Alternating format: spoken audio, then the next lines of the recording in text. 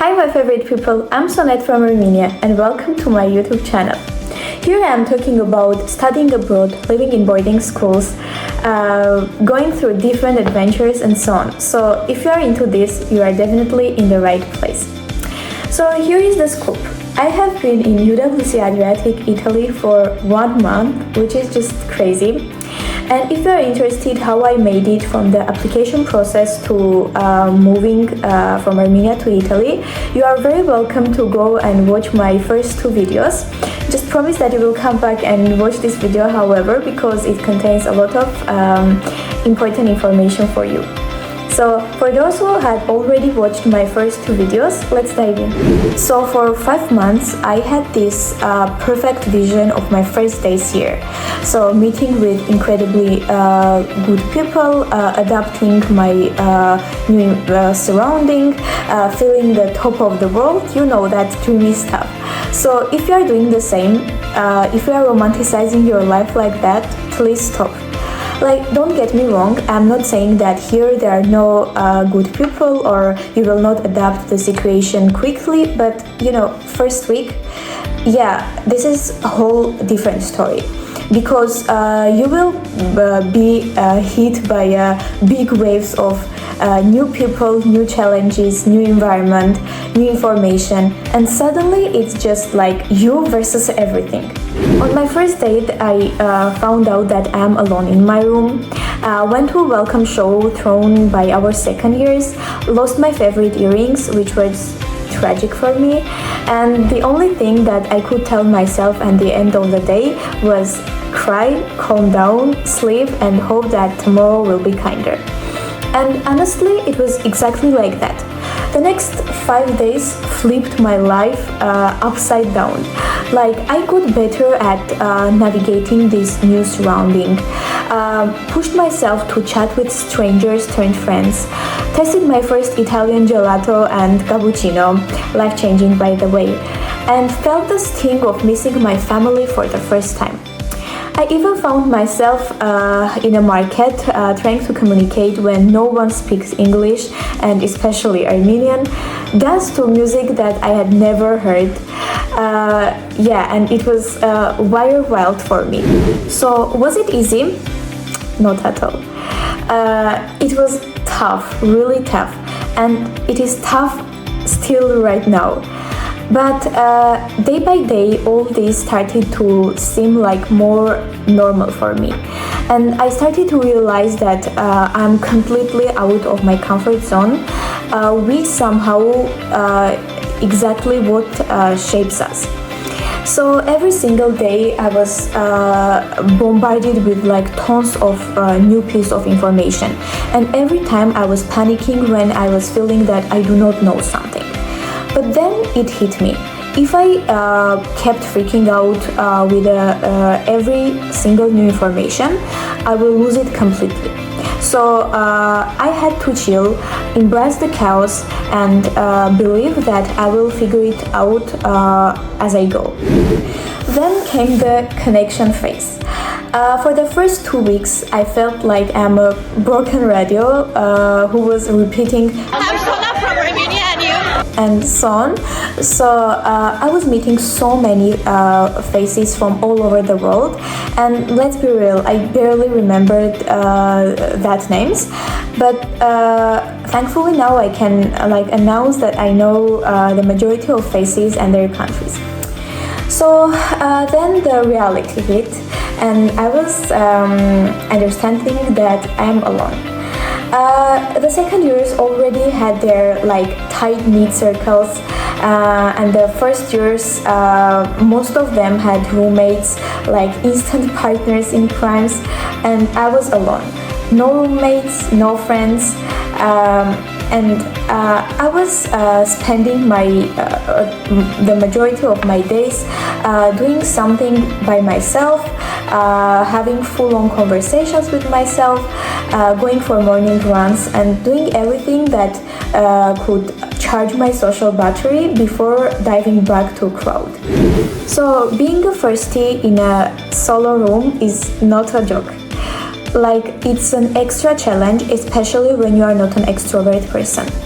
You are facing this challenge when you are navigating all this newness alone. But hey, I think that's what makes us to grow, right?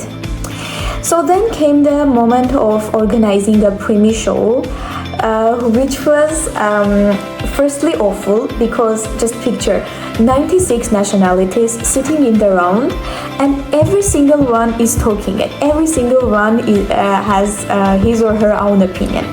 However, we managed to do that, and I organized an Armenian dance called Papuri, and let me tell you that the dancers and especially the audience liked it a lot.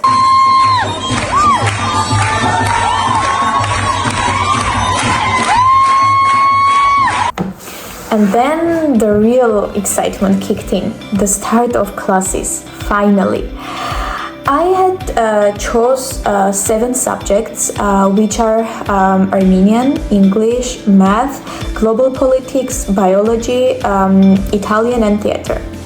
I have just fallen in love with this educational system because everything revolves around how we, the students, feel, understand and grow from what we learn. But don't get me started on IB because it deserves its own video. So weekdays are packed with classes and other activities, but weekends are definitely different vibes. So you had to choose either catch up on sleep, do some classes, or dive into something interesting and fun. In this month, I did Armenian dance rehearsals, about which I will talk in a second, and I also hit up a concert in San Giovanni and even went to a hiking to Victoria Cave.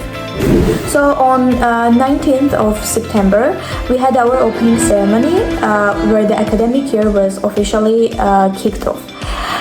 We represented Armenian dance called Yarkhushtam with 4 Armenians, and the best part, with students from different parts of the world, and they liked it. Actually, there is something amazing about representing your country, your culture in front of such a diverse audience, and it's a very powerful feeling.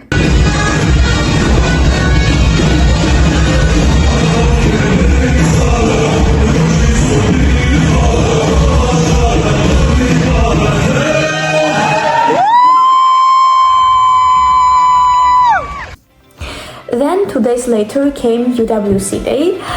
We headed to Monfalcone, a city near to Duino where the college is.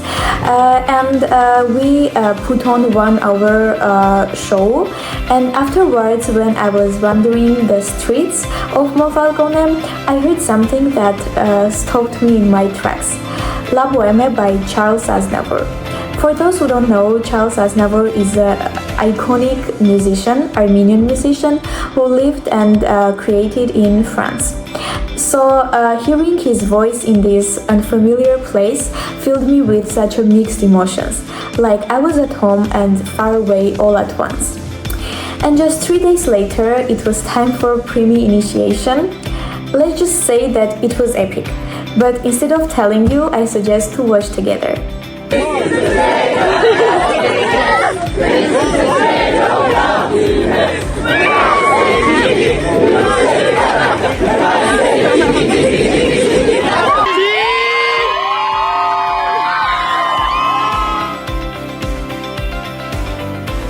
For the last part of my video, I'm going to give you some tips to overcome and navigate to these changes in your life, and believe me, they make all the difference.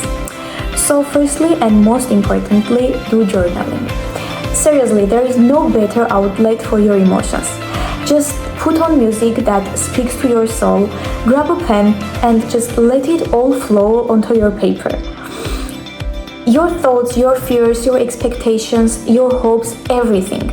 And don't hold back your tears, because they are not signs of your weakness. They are just natural painkillers for your soul. And believe me, sometimes that release is what you need. Next, talk to people. I know that not everyone's faces screams, "Come to talk me." I know and I realize it, and I experienced it. But don't let that hold you back. There are always alternatives. And even the small conversation can have an ability to shift your mood or your day. And remember, you are not alone, because there are many situations where many people around you experience the same thing, and knowing that can give you a leg to stand. So that's a wrap on my first month reflection.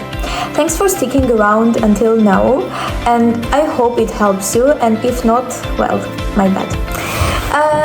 For more behind the scene moments, I suggest you to subscribe to my Instagram, where I always share fun stuff. I have shared my tips and tricks, and now it's your turn to boost my energy. You can subscribe to my YouTube channel and press that bell button, and always know that your support keeps me going. Okay, thanks again, and ciao for now.